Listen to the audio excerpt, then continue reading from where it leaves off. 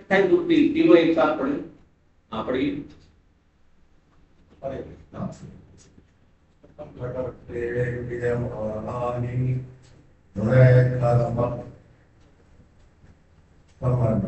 गीता ज्ञान कर्म भक्ति त्रिवेणी में, त्रिवेणी तीन से ही होती है, कोई एक से नहीं होती, त्रिवेणी नहीं रहेगी। अर्जुन का प्रश्न था मुझे बोध करने में क्यों लगाते थे, तो भगवान ने एक उत्तर इस तरह दिया, क्योंकि श्री कृष्ण का तात्पर्य अर्जुन को मोह ब्रह्म पे लगाना नहीं, प्रकृति कर्म संबंध विच्छेद का, कर्म में संबंध विच्छेद कर्मयोग से भी होता है और ज्ञान योग से भी होता है। इसलिए श्री कृष्ण कर्म बंधन का कारण एवं उसका निवारण करने पर योग संग्रह से आगे पढ़िए। संपूर्ण कर्म गुणे कर्माणि सर्वशः अहंकार हर्ताहमिति मन्यते कर्मवित्तुम आवापो गुणकर्म विभागयोगः गुणान् गुणेषु वर्तन्त इति मत्वान् सज्जते प्रकृते गुणसम्मूढः सज्जते गुणकर्मसु तान् कृत सदावित्तो मन्तान् कृत संविद विचालयेत्।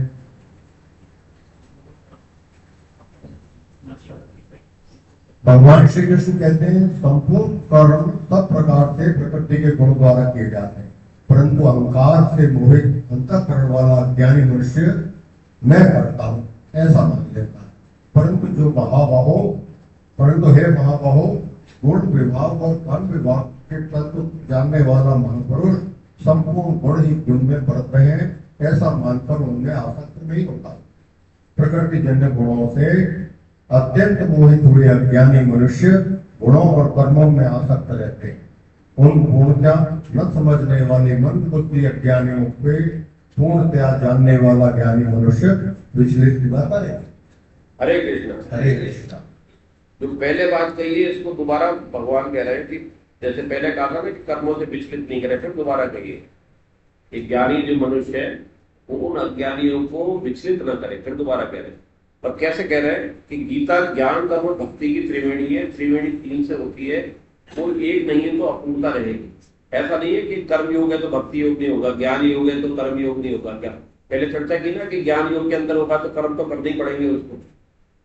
अर्जुन का प्रश्न था कि मुझे घोर कर्म में क्यों लगाते हो, तो भगवान का उत्तर कई तरह से देते हैं, जिसका तात्पर्य अर्जुन को घोर कर्म में लगाना नहीं, प्रत्युत कर्मों से संबंध विच्छेद कराना। कर्मों से संबंध विच्छेद कर्मयोग से भी होता है और ज्ञान योग से भी। इसलिए श्री कृष्ण कर्म बंधन का कारण देहात्म भाव में मैं शरीर हूं एवं उसका निवारण बताकर लोक संग्रह के प्रकरण का उपसंहार करते हैं। लोक संग्रह बता दिया कि कर्म दूसरों के लिए करना, सबसे बड़ा कर्म क्या है कि उसको भगवान की तरफ मोड़ देना, तो ये लोक संग्रह निष्काम भाव से करना। तो दो चीजें बताई भगवान ने, ज्ञान योग और कर्म योग से कर्म बंधन कैसे छूटेगा। दोनों के तरीके अलग अलग है। ज्ञान योग के अंदर मैं शरीर नहीं मानना, ये शरीर जो है संसार का है, उसकी क्रिया संसार में हो रही है। मैं भगवान का हूं तो अपने भगवान में की तरफ ध्यान रखना, पर सारी जो शरीर के द्वारा क्रिया है वो तो होंगी और आपको उसमें करना है, लेकिन मैं करता हूं ये नहीं मानना। और कामना हटा देना। आपका टारगेट तो होगा, उद्देश्य तो होगा, लक्ष्य तो होगा, लेकिन उसकी कामना नहीं होगी। कई बार इन चीजों से आप कर्तव्यहीन भी हो सकते हैं कि जब कामना ही नहीं है तो कर्म क्यों करें। आएगा ना सवाल। बिना कामना के कोई कर्म चालू नहीं होता। ये साधारण रूप से अभी भी हमारे मन में आ जाए कि बिना हमने कोई टारगेट नहीं रखा, लक्ष्य वो नहीं रखा कि भाई मुझे ये फल प्राप्त करना है तो मैं कर्म क्यों करूं।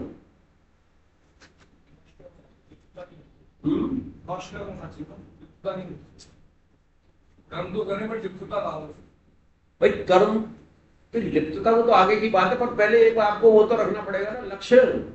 तो लक्ष्य अलग है, फल अलग है। भगवान फल की और उसकी कामना की, लक्ष्य तो करोगे। अब लक्ष्य बना के आपने छोड़ दिया किस पे, प्रभु पे छोड़ दिया। आपने लक्ष्य बनाया, लक्ष्य क्या है, कर्तव्य कर्म वाला होगा या लोक संग्रह वाला होगा। या तो कर्तव्य कर्म को आज आपके परिवार के लिए करना है, वो आपने करके भगवान पे छोड़ दिया। लोक संग्रह वाला भी भगवान पे छोड़ दिया। लोक संग्रह में थोड़ी बहुत मैं भी आ रही, कोई बात नहीं, लेकिन वो भी धीरे धीरे छूट जाएगी। आप जैसे भगवान से प्रार्थना करे जा रहे हो, मैं आ रहा कि मैं कर रहा हूं, मैं कर रहा हूं, धीरे धीरे मैं छूट जाएगा भगवान के दूसरे परिम काम पे। तो कर्म योग में क्या करेंगे आप कि मैं सेवा के द्वारा, जब आप किसी को चाहिए नहीं, सुखा सकती नहीं है, हमारा बंधन क्या चाहने से तो होता है ना कि मैं इसके लिए करूंगा तो मुझे इससे मिले। जब ये मान लिया कि ये इसी का है, स्वामी जी तो कहते हैं कि आपके पास जो भी आ रहा है एक्स्ट्रा, वो दूसरे के लिए आ रहा है, सेवा के लिए आ रहा है, आपके लिए नहीं आ रहा। आप उसे अपना मान बैठते हो। और जो आपके सामने उस सेवा का उत्तराधिकारी आ रहा है, जो उचित आ रहा है पात्र, वो उसका अधिकार के रूप में आ रहा है। आपको तो भगवान ने कर्तव्य के रूप में वो दे दिया एक्स्ट्रा आपको कि तू कर्तव्य कर और ये सेवा के लिए मैं भेज रहा हूं। लेकिन हम क्या मान लेते हैं कि ये मैंने किया इसको, इसके पास तो कुछ भी नहीं था, क्या था ये कल तक, मैंने यहां तक पहुंचा दिया। तो तू कल तक क्या था, तेरा भी कल देख ले। तो इस तरह से आप क्या करते रहे कि इसमें बहुत अच्छी बात भगवान ये कहना चाह रहे हैं कि आपने दो तरीके से कर लिया। ज्ञान योग वाला तो कर लिया कि मैं शरीर नहीं हूं, कर्म योग वाला आ गया सेवा के जरिए। तो संपूर्ण कर्म सब प्रकार से प्रकृति के गुणों द्वारा किए जाते हैं। ये बड़ी अटपटी बात लगेगी। कर्म तो हम कर रहे हैं और प्रकृति के गुणों के द्वारा किया जा रहा है। प्रकृति के गुण समझते हैं पुराने साधक बता सकते हैं? हाँ, कौन कौन से होते हैं? तम लोग प्रकृति में होते हैं और शरीर उसी का हिस्सा है। अपने दिनचर्या में डेली ये तीनों गुण आते हैं, तीनों, और तीनों का सही रेशो में इस्तेमाल किया जाए। तीनों जरूरी है, तमो भी जरूरी है, रजो भी जरूरी है और सतो तो है ही, लास्ट में तो सतो ही है।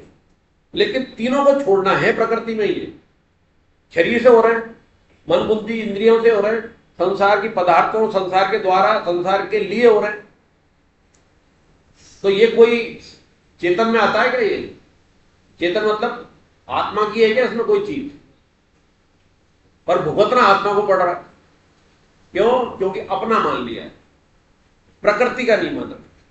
इसमें लिखा है 4 कर्म के विभाग है, 5 जगह कर्म होता है। पहला कहां से होता है? कर्मों के लिए क्या लिखा है? पहला प्रकृति, फिर उसके गुण समझ लिए, 3 गुण प्रकृति के हैं। और तीसरा कौन सा होता है? इंद्रियां हमारे शरीर की है और स्वभाव जो हमारा जन्मों से चला आ रहा है। और फिर सबसे आखिरी में अह, सबसे सूक्ष्म जो है अह होता है। कर्म की सबसे आखिरी में लिखा है, लेकिन शुरुआत अंत वही है, वो अह में पहले आता है। और अह ढूंढ लेता प्रकृति में कहां है वो, स्वभाव फिर उसी हिसाब से बनने लगता है। किसी का स्वभाव कैसे बनता है ये किस किताब में आएगा, इसको पढ़ना है। इसमें स्वभाव कैसे बनता है, सबका स्वभाव जुड़वा बच्चों का अलग अलग है। हम यहाँ इतने सारे बैठे सब गीता पढ़ रहे, गीता के साधक है, पर सबका स्वभाव अलग अलग है। सगे भाई बहनों का अलग है, जुड़वा का अलग है, पति पत्नी का अलग है। और स्वभाव कई जन्मों से बना है, हमारे कर्मों से ही बना है। जो कई जन्मों के कर्म से करते करते उससे एक वृत्ति बन जाती है, वृत्ति संस्कार में ले लेती है और संस्कार से हमारा धीरे धीरे स्वभाव बन जाता है। और वही आता है हमारे किसके द्वारा आ रहा है भाई? वो शरीर तो वहां छोड़े है, तो कौन से शरीर से आ रहा है? यहाँ पर कारण शरीर में स्वभाव है और सूक्ष्म शरीर के द्वारा संचालित हो रहा है। उसमें बैठा हुआ है मन बुद्धि, स्वभाव बैठ गया वहां, और वहां तो और उससे आगे की स्टेज में परमानेंट हो गया। चला सूक्ष्म शरीर में था, चित्त में चला, मन बुद्धि में चला, तो वो स्वभाव वो नहीं बदलता। करोड़ों जन्मों का हमें नहीं पता कब से है। इसीलिए किसी का स्वभाव बदलना मुश्किल है पर असंभव नहीं है। मुश्किल है पर असंभव नहीं है यदि वो चाहे। वो आगे है किताब में, पर आज चर्चा हो रही तो भी कर लेते हैं कि स्वभाव बदला जा सकता है बशर्ते दृढ़ निश्चय। वो पहचान ले मेरी अशुद्धि है स्वभाव में ये, और ये शुद्धि है। तो अशुद्ध स्वभाव को बदलने का एक ही तरीका है, दृढ़ निश्चय कर ले कि मुझे स्वभाव बदलना है, और फिर भगवान की कृपा का अनुभव कर, भगवान की शरणागत हो जाए कि मेरी बदल दो, मैं बदलना चाहता हूं, इसके अलावा कुछ नहीं चाहता आपसे।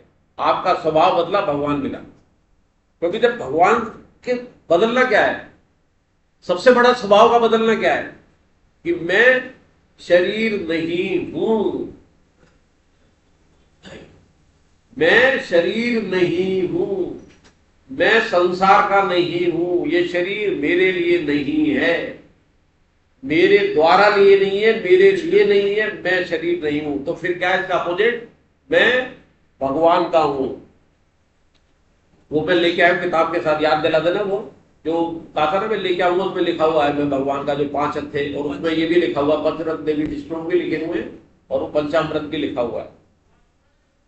हाँ, डाल दिया था, पर वो एक वो है कार्ड है, वो कार्ड भी आपको किताब के साथ मिलेगा। तो ये 5 जगह रहता है कर्म, कहां से स्टार्ट होते हैं? 5 जगह से। आप देख लेना, कहीं भी होगा। इंद्रियां लिखा है, इंद्रियों से होते हैं। इंद्रियां विषय देखती है, और विषय देख को मन को सूचना लगती है, मन को पुराना अनुभव होता है उसका। और मजे की बात है कि इंद्री एक इंद्री को जानती है। जैसे इंद्री जो है वो तस्वीर को देख रही है, तो तस्वीर नहीं जानती कि इंद्री मुझे देख रही है, इंद्री जान रही है। और इंद्री को कौन देख रहा है? मन। पर इंद्री को नहीं पता कि मन मुझे देख रहा है। और मन को देख रही है बुद्धि, वो आगे के श्लोक में आएगा। लेकिन बुद्धि उसको कंट्रोल से नहीं कर पाती कि मन बहुत चतुर है, बहुत चालाक है। सबसे ज्यादा जो बहरूपिया है ना, अपने मन है। मन ही की चर्चा होती है, सब कुछ मन के द्वारा निर्धारित हो रहा है। मन बात भी तो होती है ना अपनी कि मेरा मन नहीं लग रहा। बुद्धि की कहीं कहते हैं क्या? मेरी बुद्धि काम नहीं कर रही है, जरूर करेंगे। बुद्धि काम कौन नहीं करने दे रहा? वो मन। उसको अनुगामी बना लेता है वो। आगे के श्लोक में आएगा, अनुगामी मतलब पीछे पीछे चलती बुद्धि, उस पर शासन नहीं कर सकता। जैसे कोई प्राइम मिनिस्टर किसी मंत्री का, शासन तो प्रधानमंत्री का है, लेकिन वो मंत्री उसकी इतनी ज्यादा चापलूसी कर रहा है, हिस्सेदारी भी पहुंचा रहा है, वाहवाही भी कर रहा है, तो प्रधानमंत्री उसका अनुगामी हो जाएगा। प्रधानमंत्री होते हुए उस मंत्री की सारी बात मानेगा। तो मूल में फिर वही कामना आ गई। और कामना के वासस्थान कहां है? पिछली चर्चा होती है, वासस्थान कौन है? कामना कहां रहती है? पिछली क्लास में आया था, कामना कहां रहती है? मन में रहती है, इंद्री में रहती है, विषय में रहती है। 5 जगह रहती है। हाँ, बताए थे ना, तो बताओ। आप तो घर जाके भी पढ़ते होंगे, आपका तो टाइम ही टाइम है। और मतलब कई परिवार के काम में आप तो पेंशन होगी, है ना। 5 वासस्थान थे। इंद्रिया में भी था, यह में भी रहती है, तो आखिरी में तो वही घुसती है फिर। और ये 5 स्थान काहे के? ये काहे के 5 स्थान है? कर्म के। तो कर्म, कामना वही आ गई 5। तो अपने अह को मिटाने का, कि सबसे ज्यादा क्या अह का मिटाने का क्या है? कि मैं भगवान का हूं, मैं शरीर नहीं हूं। वहां से फिर आपकी इल्लत खत्म। जब भगवान के ये हो तो फिर अह का मिटा। अह को इतना गला दो कि मैं आपका, मैं हूं। जो मुकेश जी ने एक बार चर्चा की थी, मैं हूं, मैं उतर, तो मैं हटते ही हूं कब तक जिंदा है? जब तक मैं हूं। स्वामी जी बहुत कहते हैं, क्यों अमित जी? मैं हूं, तो मैं कब तक जिंदा है? जब तक हूं नहीं, हूं जब तक जिंदा है तब मैं हूं। और मैं खत्म किया तो हूं क्या हो जाता है। और जब तक मैं है तब तक ये है, वे है, वो है, तू है, तेरा है, मेरा है, जब तक मैं है। और मैं खत्म होते ही वो भी खत्म हो गया ना। जब है में, तो सब कुछ है में आ गया। और वास्तव में क्या है का मतलब? जो हर समय है। हर समय है कौन है? वासुदेव सर्व, हर जगह है, हर जगह मौजूद है। हम अकेले में रात में 12-1 बजे क्यों समझते हैं कि मुझे कोई देख नहीं रहा? जो करना चाहूं कर लूं, जो सोचना चाहूं सोच लूं। मोबाइल तो छोड़ो, वो आपके अंदर के विचार भी देख रहा है। हालांकि कलयुग में इसमें छूट है, छूटे कि कलयुग में विचार अगर आपके गलत भी आ रहे हैं तो उसकी सजा आपको नरक नहीं मिलेगी। त्रेता द्वापर में तो था, विचार भी आपके आ जाते हैं, इसमें आपके क्रियान्वयन पे मिलेगी। क्रियान्वयन में तो संसार में मिल जाएगी, पर संसार में बच सकते हो, आपके पास दवा वगैरह। पर क्रियान्वयन कर दिया तो भगवान के यहाँ तो मिलेगी। तो आपके विचार आए हो तो विचार की तो आप शुद्धि करने का समय दिया भगवान ने, कि तेरे विचार कई जन्मों से खराब है और तू कलयुग में रह रहा है, तो ऐसे आ सकते हैं, इसलिए छूट दे दिया भगवान ने कि विचार की सजा नहीं दे रहा। क्रियान्वयन के लिए रोक लगा, क्रियान्वयन के रोक के लिए साधन ले लिए। शास्त्र पढ़, महापुरुषों का संग कर, काम नाम जप, गीता जी पढ़, रामचरित मानस पढ़, सत्संग कर। ये साधन दिए तो क्रियान्वयन नहीं होगा। सत्संग कर। सर आपने बोला तीनों गुण जरूरी है। तीनों गुण जरूरी, बिना गुण के आप चल ही नहीं सकते संसार। क्या तमोगुण होता है? मैंने कहा तीनों गुण जरूरी किया, ये नहीं कहा मैंने तमोगुण में जियो। तमोगुण, तीनों गुण जरूरी है। आप 6 घंटे की नींद लेते हो, नींद क्या है? उपयुक्त श्रेष्ठों के अंदर सब जरूरी है, उपयुक्त रेशो। रजोगुण जरूरी है, कमाओगे कैसे? पर वो रजोगुण कैसे कमाना है वो कैसे ध्यान रखना है। शास्त्र वेद का होना, कर्म होनी चाहिए। ये नहीं कि आप रिश्वत दे रहे हो, उल्टा सीधा कर रहे हो, अत्याचार कर रहे हो। आप बिना शास्त्रविहित करके आप कर्म नहीं कर सकते हो क्या? कमा नहीं सकते हो क्या? पैसा नहीं कमा सकते हो क्या? पैसे वाले भी बन सकते हो शास्त्रविहित करके, ईमानदारी से। लेकिन आप उल्टा सीधा कमा के, आप नोट करना कि ईमानदारी वाला पैसा होगा तो टिकेगा भी, खर्च भी अच्छी जगह होगा।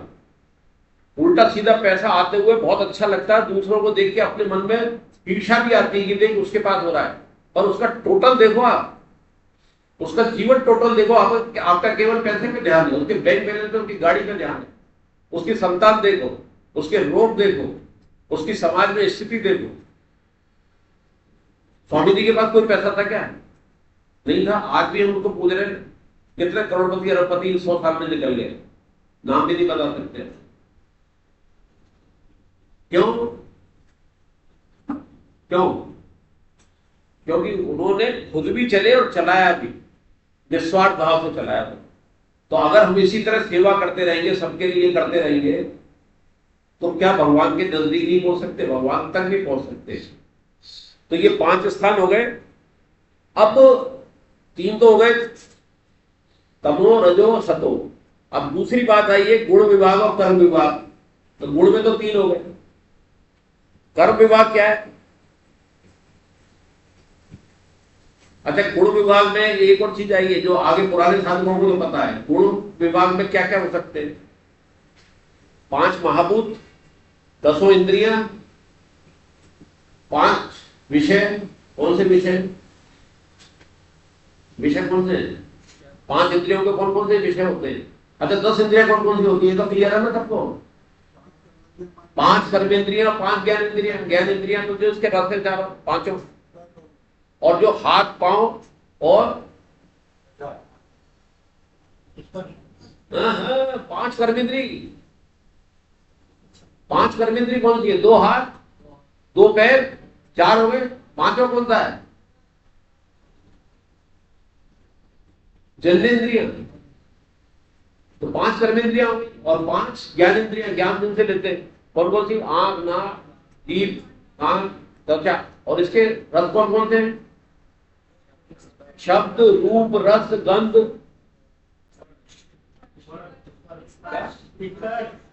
शब्द, रूप, रस, गंध, शब्द आ गया ना? शब्द, स्पर्श, रस, रूप, गंध, हो गए 5। और पांचों ये तन्मात्राएं नहीं कहलाती हैं, पांचों भूतों के ये इसमें नहीं आया, आया थोड़ा सा आया गीता में, लेकिन भागवत के अंदर है। आकाश का तन्मात्रा क्या है? शब्द। पृथ्वी की क्या है? गंध। रस किसकी है? जल की। रूप किसका है? अग्नि का। तो पांचों भूतों की ये 5 तन्मात्रा कहलाती है। तो ये 23 गुण वाला होता है गुण। 10 आपके हो गए इंद्रियां, ज्ञान इंद्रिया, इंद्रिया। 5 क्या हो गए? रस हो गए। 5 क्या हो गए? भूत, महाभूत। और 3 मन, बुद्धि, अहंकार। इस 23 में गुण चलते हैं, इसी से सारे कर्म होते हैं। और चेष्टाएं जो कर्म करते हैं ना, जो चेष्टा इनके द्वारा करते हैं, इनके द्वारा जो हम कर्म करेंगे वो क्या कहलाएंगे? कर्म कहलाएंगे। ये तो गुण विभाग हो गया और एक कर्म विभाग। 2 शब्द है ना यहाँ पर, गुण विभाग और कर्म विभाग को तत्व से जानने वाला महापुरुष संपूर्ण गुण ही गुणों में बरत रहे। गुण ही गुण में बरत रहे का मतलब ये राजस तामस जो अपने जो कर्म चल रहे हैं इसमें, ये शरीर के द्वारा संसार में हो रहे हैं। हमारा इससे कोई लेना देना नहीं है। इसमें तमो भी चल रहा है, रजो भी लेना है चल रहा है, सतो भी चल रहा है। हमें क्या करना है कि तमो रजो से ऊपर उठकर सतो में आना है। ये हमारा काम है, सतो तक आना है। सतो के बाद ही जंप होगा, सतो को फिर आखिरी में छोड़ेंगे। सतो तक तो हमें संत वाली उपाधि मिल जाएगी, सत्संगी हम कहलाने लग जाएंगे, हमें ब्रह्मलोक तक मिल जाएगा, ब्रह्मा जी का लोक, ब्रह्मलोक तक मिल जाएगा, स्वर्ग भी मिल जाएंगे। लेकिन परमात्मा प्राप्ति तब होगी कि परमात्मा इसका अंग नहीं है, इसका प्रकृति का अंग नहीं है, प्रकृति से परमात्मा नहीं मिलेंगे। स्वामी जी बहुत कहते हैं इसको जैसे ही छोड़ेंगे परमात्मा नहीं मिलेगा, पर वहां तक आना जरूरी है, सतोगुणी होना जरूरी है। क्या तमोगुणी शुद्ध होते हुए, मुकेश जी बहुत टफ आ रहा है दिमाग में सवाल, परमात्मा मिल सकते हैं क्या? तमोगुणी शुद्ध होते हुए मतलब और कोई गुण नहीं है उसमें, तमोगुणी है, मिल सकते हैं क्या? मिल सकता है। उदाहरण दे, अभी आया नहीं मेरे मन में, आ गया। रजू में तो मिल जाते हैं, रजू में रजू ही कर रहे राजेंद्र वगैरह सभी रजूगुणी में कर्मयोग के द्वारा मिल सकते, पर तमोगुणी शुद्ध रहते हैं। उदाहरण देखो कोई आ रहा हो, कृपा से तो मिल सकते हैं, बताओ जाना नहीं, पर छोड़ा लो तो सतों में तो आए ना, भगवान का नाम लेने लग गए ना, भले मरा मरा करा तो सतों में तो आ गए, ऊपर से दिखने में रहेगा, लेकिन वो उसमें आ गए ना, राम नाम लेने लगे तब हुआ वाल्मीकि का, पहले तमों में थे, पर जंप तो मारनी पड़ी ना, बिना सतों में आए कहां मिल रहे? ढूंढना एक सवाल फेंक दिया है। हाँ हाँ, पर हाँ तो सत्व, इसका अर्थ ये हुआ कि सतोगुण अंदर होना चाहिए आपके अंदर, बाहर भले ही आप तमोगुण दिखाओ, तमोगुण वो वाला भी जिससे दूसरे की हिंसा भी तो तमोगुण है, तो अहिंसा हिंसा नहीं करते थे बस जड़ भरत, तो तमोगुण भी पूरी तरह से नहीं कह सकते। तो तीन जो वैसा भी जो गुण हो ना उसके ऊपर से दिखने के लिए होता है, अंदर में तो वो गुणों से ऊपर निकल गया वही हो, पर जंपिंग तो सत में ही होगी, जंप जो करेगा वो सतोगुण में ही होगा, अंदर सतोगुण ही चल रहा था जब भी तो जंप कर पाए राजा भरत, अंदर तो सतोगुण ही रहे ना, अंदर भी तमो होता तो कैसे करते? तो सतो तो बहुत जरूरी है। तो तीनों गुण हो गए, तीनों का कर्म पता पड़ गया, तो अब क्या कर रहे हैं कि गुण विभाग कर्म विभाग को तत्व से जानने वाला महापुरुष संपूर्ण गुण ही गुण में बरत रहे ऐसा मानकर उनमें आसक्त नहीं होता, आसक्त नहीं हो रहा। लेकिन प्रकृति जन्य गुणियों से अत्यंत मोहित हुए अज्ञानी मनुष्य, ये हमारे लिए, हम सब जने मोहित हैं, प्रकृति जन्य चल रहा है, हमारे परिवार के लिए कमा रहे हैं, सो भी रहे हैं, जब मौका मिलता है आराम कर लो, दिन में भले आराम करने की जरूरत नहीं है पर एसी चल रहा है, कोई काम नहीं है तो 2 घंटे एक्स्ट्रा नींद भी ले रहे हैं, वो तमो में आ गया। तमो में एक और आता है प्रभुवाद, जिसकी पहले चर्चा होती थी, फालतू बातें कर रहे हैं बैठे हुए, कोई काम नहीं है तो चलो ट्रेन में जा रहे हैं, वैसे ही गप्पे मार रहे हैं, ताश खेल रहे हैं, तो ये सब किसमें आ गया? तमो में आ गया। तो जो आसक्ति वाला है ऐसे अज्ञानी मनुष्य, उन पूर्णतः न समझने वाले मंदबुद्धि अज्ञानियों को पूर्णतः जानने वाला ज्ञानी मनुष्य विचलित न करे। जैसे पिछले 26वें वाले श्लोक में आया था ना कि उनको विचलित न करे, वही बात दोबारा करिए, उनको करने तो दे, खुद तो जानता है, लेकिन यहाँ समझा किससे रहे? तमो रजो सतो से समझा रहे, वहां इससे नहीं समझाया, इससे थोड़ी सी ऊपर स्टेज ले गए और ये भी बता दिया कि कहां से ये कर्म स्टार्ट होते, कहां का रहते भगवान ने। हरे कृष्णा। इसमें एक एग्जांपल बहुत अच्छा आया, मेरा डॉगी मर गया, उसमें हाँ, तो उसमें कर्मयोग का उपदेश कैसे दिया है कि उसका डॉगी बहुत प्रेम करता था, मेधावी छात्र था, मैनेजमेंट का स्टूडेंट था, और उसका इतना प्रेम करता था, इतना प्रेम करता था कि जैसे उसका वो कुत्ता मर गया और उसका फाइनल पेपर होने वाला, वो डिप्रेशन में आ गया कि मैं तो कुत्ते को दे जाऊंगा, उसके मर गया उसको जाऊंगा। तो उसका जो प्रोफेसर था उसने क्या करा कि जो जैसे सेठ जी का उदाहरण आया कि वैसे ही कर्म करते उसको बता के उसको कहा कि भाई आप, तेरा डॉगी तो बहुत अच्छा था, तेरे को जाना चाहिए, बड़ा प्रेम करता है। उसको डांट नहीं लगाई, डॉगी के लिए पेपर छोड़ेगा, ये भी कर सकते थे कि डॉगी के लिए पेपर छोड़ रहा है, इतना इंपॉर्टेंट क्या डॉगी है, साला कुत्ता ही तो है। लेकिन उसको कहा नहीं, डॉगी बहुत अच्छा था तेरा है, मेरे को भी दुख है, तेरे को जाना चाहिए, तो उसको राजी कर लिया ना। तो ये इसी तरह हमें राजी करना है। सकाम वाला जो है ना कि हाँ मेरा डॉगी मर गया है, मैं तो उसके बिना नहीं रह सकता, तुरंत राजी हो जा, हाँ भाई तू सही कह रहा है। लेकिन धीरे से क्या समझाया कि यार तू ट्रेन से जाएगा 10-12 घंटे लगेंगे, तू पहुंच नहीं पाएगा, फ्लाइट देखते हैं तो 4 घंटे बाद फ्लाइट निकल आई, पैसे उतने जमा कर दिए कि 4 घंटे बाद फ्लाइट है और तू ट्रेन से पहले पहुंच जाएगा, ये तो ट्रेन से जा रहा था। अब 4 घंटे है तो तेरा 2 घंटे में तो पेपर ही खत्म हो जाएगा, तो दे ले। तो उसके मन में शांति आ गई, मन में शांति भी आ गई, टीचर के प्रति ये भी आ गया कि यार ये मेरी बात कर रहा है, मतलब स्वांग कर रहा है वो। उसको मेन उद्देश्य ये था कि उसका डॉगी से उसका प्रेम नहीं था प्रोफेसर का, उसका उद्देश्य ये था कि क्या है, ये पेपर दे ले। तो हमारा भी उद्देश्य ये है कि ये भगवान की तरफ मुड़ जाए, तो थोड़ी तरह उसके स्वांग कर लो, आप बिल्कुल सही है यार, तेरा बच्चा जिद कर रहा है, जिद कर रहा है, तो दे दे मोबाइल दे दे यार। फिर धीरे धीरे उसको करके, यार मोबाइल में क्या नुकसान है बता दे, और मोबाइल में क्या है उसका कोर्स भी कर लेगा वो, ये बता उसको। और जब कोर्स कर लेगा तो उसका नंबर भी अच्छा आएंगे, और फिर उसको कह देना तेरे नंबर अच्छा है तो तेरे को 50,000 वाला मोबाइल दिला दूं, तो वो और बढ़िया पड़ेगा। तो उसका काम भी नहीं रोका, और एक तरफ ये भी कर सकता था, मोबाइल छीन लिया, क्यों दे रहा बच्चे को मोबाइल, और वो भी अपने बच्चे को डांटता। तो एक तो उसके मन में द्वेष होता, चोरी छुपे देखता, फिर उल्टा सीधा देखता। अब आपने उसे शाबाशी दे दी कि मोबाइल से तेरे नंबर आएंगे, तू पढ़ेगा, नंबर अच्छा है तो तेरे को बढ़िया मोबाइल दिखाऊंगा, आपके और नंबर अच्छा है तो तेरे को मैं गाड़ी दिला दूंगा। तो ये वेद वाली शिक्षा होगी कि कैसे हम सकाम से निष्काम उसको करते करते, लालच देते देते देते वहां पहुंचा दें कि तेरे को यार इसमें आनंद मिल रहा है, गाड़ी में मिल रहा है, ये मिल रहा है, ये मिल रहा है। अब तेरे को एक बार भजन कीर्तन में ले गए, यार मजा आया कि नहीं आया, बोले हाँ एकदम मजा आया, बोले यार ऐसा ही मजा दिला दूं तेरे को। तो कहाँ भगवान वाला मजा दिला दिया जिसको कि कुआं सुख कहते हैं, ऐसा आनंद है कि जिसमें फिर दूसरा आनंद फीके लगने लग जाए। तो लेकिन पहले दिन ही थोड़ी उसको कह दोगे। तो ये इस तरह से हम उसको विचलित न करें, मंद बुद्धि हो। हरे कृष्ण। 30वां श्लोक पढ़े, 30वां। हरे कृष्ण, हाथ खड़ा करो, ठीक तो जाओ। हाँ संबंध ज्ञान कर्म भक्ति का अद्भुत संगम करते हुए श्री कृष्ण संपूर्ण कर्म योग का सार और कर्म करने की शैली इस श्लोक में बता रहे हैं। गीता का ये विलक्षण श्लोक है जिसमें तीनों योग आए हैं। यह एक श्लोक संपूर्ण गीता का प्रतिनिधित्व करता है। मयि सर्वाणि कर्माणि सन्न्यस्याध्यात्म चेतसा निरिषि निर्ममो भूत्वा युद्धस्य विगतत्वर। तो विवेकवती बुद्धि के द्वारा संपूर्ण कर्तव्य कर्मों को मेरे अर्पण करके कामना रहित, ममता रहित और संताप रहित होकर युद्ध रूप कर्तव्य कर्म को कर। हरे कृष्ण। हरे कृष्ण। हरे कृष्ण। बहुत ही कम श्लोक है जिसमें एक ही श्लोक में सारी बात कह दी है भगवान।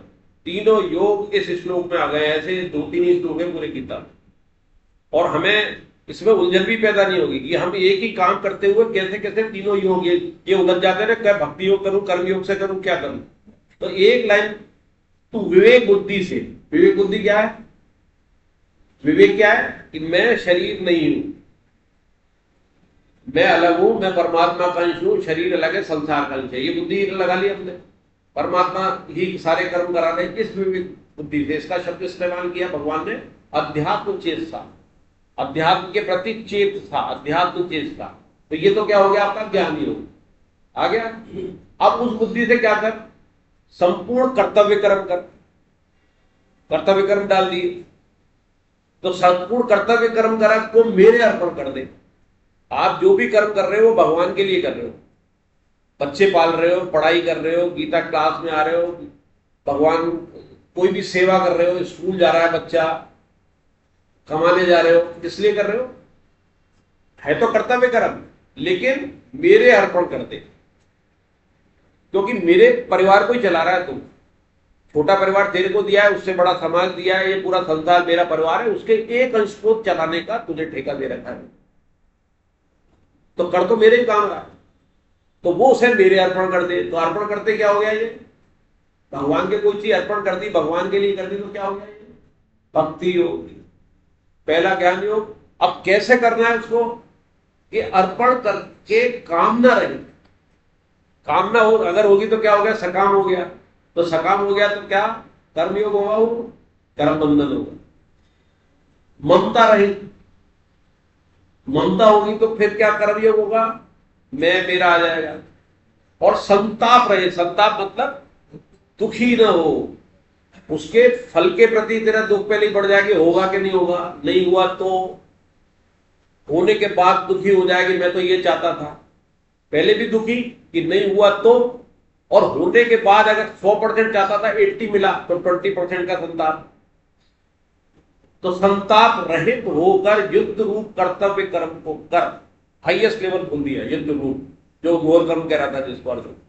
युद्ध रूप कर्तव्य कर्म को कर। कैसे? कि तू शरीर नहीं है, तू संसार का हिस्सा है, शरीर संसार का हिस्सा, तू शरीर संसार से अलग है, तो ये तो विवेक बुद्धि हो गई। और जो तेरा कर्तव्य कर्म जो युद्ध रूपी है वो मेरे को अर्पण कर दे, जो बाद में भगवान दिखाएंगे भी, ये पहले ही मैंने मार दिए। जब विश्व रूप दिखाएंगे ना तो पहले ही मार दिए दिखाएंगे ना। पुराने साधक और जो जिन्होंने पहले भी पहली बार नहीं पढ़ी है, पहले भी थोड़ी बहुत पढ़ी है, तो विश्व रूप में ही तो दिखा रहे हैं कि सब ये धृतराष्ट्र, ये द्रोणाचार्य और ये दुर्योधन वगैरह सब उसके दांतों में जा रहे हैं, दिखा दिया था ना। और फिर उसके बाद कहा कि अगले श्लोक में कहा था कि तो सब विसाचन, यानी दोनों हाथों से चला और उसको कर, ये तो पहले ही मरे मराए अपना कर्तव्य कर्म। तो यही बात भगवान कह रहे हैं कि ये तो पहले मैं कर चुका हूं, जो तू करने जा रहा है उसके मुझे पता है कि ये होना है, ये करना है, तेरे को तो निमित्त बताया है। तो जब मैंने निमित्त बनाया तो मेरे ही तो हुआ वो सारा, तो मेरे को तू अर्पण कर दे, तो भक्ति योग हो गया। अब जब तेरे को मेरे ही कर दिया अर्पण, तेरा कर्म है ही नहीं, तू उसमें करता है ही नहीं, तो फिर काय की तेरी कामना, फिर तेरी काय की ममता।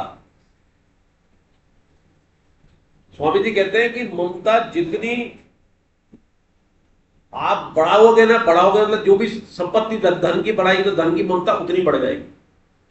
आपका कुटुंब बढ़ाया तो उतना बढ़ जाएगा। आपका परिवार अगर छोटा है, जैसे कहते हैं ना छोटा परिवार सुखी परिवार, तो छोटा परिवार ये घर वाले परिवार के अलावा भी आपका परिवार बढ़ जाता है कि मेरे तो सारे इतने आदमी, यानी योगियों के आश्रमधारियों के भी हो जाता है कि मेरे तो 1000 आदमी है। और अपने तो आजकल तो उसका और आ गया ना कि लाइक डिसलाइक, इसके 1 लाख फॉलोअर, इसके 10 लाख फॉलोअर। अब जिसके 10 लाख के 1 लाख हो जाए तो वो दुखी हो जाता है। और आपके फॉलोअर ना हो तो आप दुखी, यार उसके तो यूट्यूब पे बहुत आ रहे हैं, जबकि कोई लेना देना नहीं है उससे। और दुनिया में आप देख लो कि आपके कुटुंब में जब आपको जरूरत होती है तो कितने काम आते हैं, और जब आप किसी लायक होते हो तो आपके कुटुंब भी बढ़ जाते हैं। बहुत गरीब हो उसके रिश्तेदार बहुत कम होते हैं, और पैसे वाले या पद वाले के तो रिश्तेदार दूर दूर के निकल आते हैं। वो उसका का, उसके का, मेरे का, उसका का, वो जान पहचान। हाँ, तो ये रिजल्ट निकल रहा है आपको कुटुंब का। और अंतिम समय में भगवान ही काम आने हैं, भगवान ही काम आने। और सबसे बड़ा काम है कि भगवान जीव पे आ जाए। भगवान जीव पे आ गए तो हमारा काम बन गया। पर वो तभी आएंगे कि जीव पे जिंदगी भर हमारे रहे, मन में रहे हर समय। और तभी आएंगे जब हर चीज उनको अर्पण करते हैं। जब अर्पण हो गए, सारी काम ही अर्पण हो गए, हम ही अर्पण हो गए, तो फिर भगवान वो रूप मान लिया ना भगवान ने। जैसे आप कितने करोड़पति अरबपति हो जाओ, व्यापार करो और अंबानी गोद ले ले, तो आप बिना करे सब कुछ हो गए ना। तो भगवान का अर्पण मतलब भगवान के गोद जाना। सर ने पूरे जीवन भर भगवान का नाम लिया और अंत में नहीं आया तो क्या शब्द की प्राप्ति होगी? आप क्या उम्मीद कर रहे हो कि एक भी आदमी बता सकते हो एक पूरे संसार में जिसने पूरा हरिक्षण नाम दिया? एक भी बता सकते हो आप? आपने शब्द तो इस्तेमाल किया है। और अगर है कोई ऐसा तो उसका भी उत्तर दो। अगर आपने हर क्षण भगवान का नाम लिया और अंतिम क्षण में आप भूल तो सकते ही नहीं फिर, लेकिन कोमा में चले गए, ऐसी परिस्थिति हो गई कि आप 10 दिन कोमा में रहे, तो भगवान आपकी जीभ पे आ जाएंगे। फिर भगवान की जिम्मेदारी बनती है। ये स्वामी जी ने एक सत्संग में कहा, भगवान की गारंटी है फिर भगवान जीभ पे आएंगे, बशर्ते आपने हर क्षण लिया। और आप अंतिम समय किसको मान रहे? हर पल, हर क्षण, हर पल को अंतिम मान के भगवान का नाम लो। हम जब इस लाइन को पढ़ते बड़े खुश होते हैं, अंतिम समय भगवान का नाम ले लेंगे। नहीं ले पाएंगे ना। एक हमारी क्लास में आया था, शायद पिछली क्लास में चर्चा की थी, वेंटिलेटर में थे वो कोरोना में। हमारी क्लास में 5 साल तक साधा गया। उन्होंने कहा साहब सब बेकार की बात है, जब मैं वेंटिलेटर में कोई भगवान नहीं आते, मैं गीता उससे पहले भी पढ़ा था। जीवन मृत्यु दिख रहा था, ये वेंटिलेटर का बट्टे में जीऊंगा कि मरूंगा, तो बताओ कहाँ भगवान है? एक बात बोले, कितना मुश्किल है। अभी तो बहुत सरल लगता है, वो भगवान की कृपा हो जाए कि आपके नाम याद आ जाए। तो इसीलिए परम सेवा जो आगे भी आती है ना, अपने परम सेवा जो कलकत्ता में सेठ जी ने चालू की थी, जयपुर में भी चल रही है, उसमें क्या हो गया, अंतिम वाले के लिए आप पुराने साधक तो जानते हैं कि वहां पर कैसेट लगा दो, भक्ति के भजन लगा दो या भगवान के चित्र लगा दो, जो उनके इष्ट हो, तो जाने अनजाने में उसको याद आ जाएगी। हाँ बोलो क्या मुझे सर अरविंद गोस्वामी साहब ने बोला है, तो एक हाथ से कौन चलाता है? क्या? वो दोनों हाथों से चलाने वाले हैं ना, हाँ तो एक हाथ से कौन चलाता है? हाँ, ये सवाल बहुत अच्छा है, लेकिन आप इसके पीछे ये है कि आपने देखो, आप चला के देखो बाढ़, आपके उत्तर देता हूँ आपका, आपने पकड़ा इससे तो आपने इससे चलाया, अब इससे करके इससे चला सकते हो क्या? एक बाएं हाथ वाला दाएं हाथ वाला चला लेगा, इससे निशाना सद जाएगा, इससे नहीं सदेगा। आपका दूसरे तरीके से भी उत्तर देता हूं कि एक हाथ ही चलता है या दूसरा काम नहीं करता है क्या? आपका डोमिनेंसी होती है, दाएं डोमिनेंट होता है, बहुतों का बायां डोमिनेंट होता है, उसके दोनों डोमिनेंट थे धनुष के अंदर। उत्तर लिखा नहीं है पर अभी आया है ये, ठीक है। कोई बात नहीं, तो आदर पूछिए। सर्वसाची का तात्पर्य इस किताब के अनुसार है कि अर्जुन दोनों हाथों से समान क्षमता से कोई बात होगी, कोई बात होगी, वो समान क्षमता आ गई ना, अभी उदाहरण में नहीं आ गई। अरे तो आ गया ना, समान क्षमता नहीं आ गई, अभी उदाहरण तो दे दिया ना, वो आपने उसमें दे दिया, शब्द की व्याख्या में हमने करके बता दिया।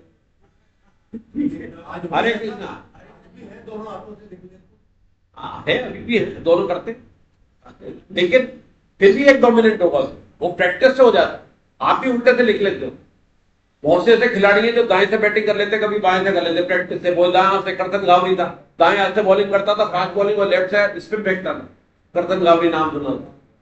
तो प्रैक्टिस से हो सकता है, लेकिन डोमिनेंसी फिर भी रहती है। तो सविताचन मतलब उसके दोनों हाथों में क्षमता बराबर थी, एक तरीके से कर सकता था काम। हरे कृष्णा आगे चलो, क्यों करते हैं?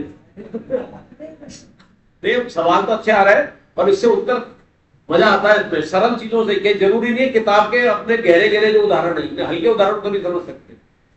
हरे कृष्णा पढ़े। हरे कृष्ण। मूल श्लोक में अपना सिद्धांत बताकर भगवान अपने मत की पुष्टि करते हैं। ये में मतविदा निर्विद्या मतमसति मानवा श्रद्धा वंतो अस्मिन्तो मुच्यन्ते कर्मति। ये त्वतिरेव सुनितो नाम की स्थिति में मतलब सर्व कर्म मनुष्य की रचना के साथ जो मनुष्य दोष हिस्से नहीं होता, श्रद्धा पूर्वक वे दूर श्लोक में वर्णित फल का सदा अनुसरण करते हैं। वे कर्मों के बंधन से चलित होते हैं, परंतु दो मनुष्य मेरे इस पर दोष में दृष्टि करते हैं, इसका अनुष्ठान नहीं करते। उन सबको ज्ञानों में मोहित और अधिक मनुष्यों को नष्ट होते अर्थात उनका पतन होता है। हरे कृष्ण। पूर्व श्लोक में अपना मत बताकर, यानी सिद्धांत बताकर भगवान अपने मत की पुष्टि करते हैं। जो मनुष्य दोष दृष्टि से रहित होकर श्रद्धा पूर्वक मेरे इस, यानी कि पूर्व श्लोक में वर्णित मत का सदा अनुसरण करते हैं, वे भी कर्मों से बंधन से मुक्त हो जाते हैं। परंतु जो मनुष्य मेरे इस मत में दोष दृष्टि करते हुए इसका अनुष्ठान नहीं करते, उन संपूर्ण ज्ञानों को मोहित और अविवेक की मनुष्यों को नष्ट हुआ ही समझो, अर्थात उनका पतन होता है। तो भगवान ने बात बताई थी कि मेरे अर्पण कर दे, काम ना रहे, मुद्दा रहे, लेकिन वो जो दोष दृष्टि करता है, दोष दृष्टि हमें किसी में भी नहीं करनी थी। ये तो भगवान की बात कह रहे हैं, पर हमारे दोष दृष्टि अगर हम करते हैं तो उससे हमारा ही पतन होता है। क्यों? किसी इसमें तो ये भी लिखा है कि गुण और दोष दोनों ही नहीं देखने चाहिए, लेकिन विभूति योग जब पढ़ेंगे तो अगर गुण देख रहे हैं तो उसमें भगवान के विभूति के रूप में देखें। अगर गुण देखें तो विभूति के रूप में देखें कि भगवान का ही ये गुण है, भगवान इस रूप में इसमें विद्यमान है। और गुण दोष अगर आप देख रहे हैं, भगवान के गुण के रूप में देख रहे हैं, तो हम अपने से कंपेयर कर रहे हैं, तुलना कर रहे हैं कि मेरे अंदर ये नहीं है, इसके पास है। और दोष तक देख रहे हैं तो इसका मतलब इसके अंदर ये कमी है, मेरे अंदर ये नहीं है। तो दोष देखना एक तरह से अपनी अहंता की पुष्टि करना है। किसी में भी हम दोष देखते हैं, इसका मतलब मेरे अंदर ये नहीं है। और गुण देखेंगे उसमें इस रूप में देखेंगे कि इसके अंदर ये गुण है, मेरे अंदर नहीं है, तो हीनता आ जाएगी। और अगर विभूति के रूप में देखेंगे तो एक तो उसमें भगवान दिखने लग जाएंगे, और जब भगवान की ही वो विभूति दिख रही तो हमारे अंदर भी इच्छा होगी कि इस रूप में भगवान हमारे अंदर भी आ जाए। कहोगे जी, तो गुण दोष इस रूप में देखना, गुण को, दोष को किसी में भी नहीं देखना। हालांकि भगवान ने अपने ऊपर लिया है इस बात को, लेकिन संदेश हमारे लिए। गुण दोष भगवान में तो देख ही नहीं जा सकते। भगवान ने जो कह दिया वो अटल है। और हालांकि भगवान कह रहे हैं कि मेरा मत है, और जबकि हम ये कहते हैं कि मैं तो ऐसा मानता हूं, मेरा सिद्धांत तो ये है। तो हमारे जो झूठा मत है, जो बनाया हुआ, उसको तो हम सिद्धांत कह देते हैं, और भगवान अपने सिद्धांत को भी मत कह रहे हैं। जबकि भगवान की कोई हुई बात सिद्धांत है। भगवान ने जो कहा है वो करना चाहिए हमें, जो कह दिया। जरूरी नहीं है जो उन्होंने करा है वो हमें करना चाहिए, उसमें तो हम फिल्टर कर सकते हैं। लेकिन जो भगवान ने कह दिया, आज्ञा है। और सबसे बड़ी आज्ञा क्या है? 68, 69, 18/68, 69, दूसरों को गीता जी में जोड़ना। गीता जी का मतलब है सम्मुख करना। ये हम गीता जी के लिए रिजिड होकर गीता परिचय अभियान में ये कह रहे हैं, लेकिन वो जिस रूप में कहना चाहे, जानना चाहे भगवान, वो क्या मुझे तो राम जी पसंद है, तो राम जी का रामचरितमानस पढ़, राम जी का राम राम राम का मंत्र जापता है। हनुमान जी तो हनुमान जी का कर, शंकर तो शंकर का, पर उसकी निष्ठा एक में होनी थी। तो जो इसका दोष दृष्टि देखते हैं और इसका अनुष्ठान नहीं करते, जो मैंने पहले श्लोक में कहा है, उनका क्या हो जाता है? पतन हो जाता है। पतन ही होगा। जो कर्म योगी नहीं है, ज्ञान योगी नहीं है, भक्ति योगी, तीनों नहीं कर पा रहे हैं। जबकि एक ही काम में हम तीनों कर सकते हैं। भगवान ने पिछले श्लोक में बता दिया। ये मान के कि तू शरीर नहीं है, अपने अच्छे नित्य कर्म कर, मुझे अर्पित करते हुए, और उसमें कोई कामना मत रख, उसमें कोई ममता मत रख, और उसमें कोई संताप मत रख। तो एक ही कर्म में कर सकते हैं हम तीनों चीजें, कर सकते हैं नहीं?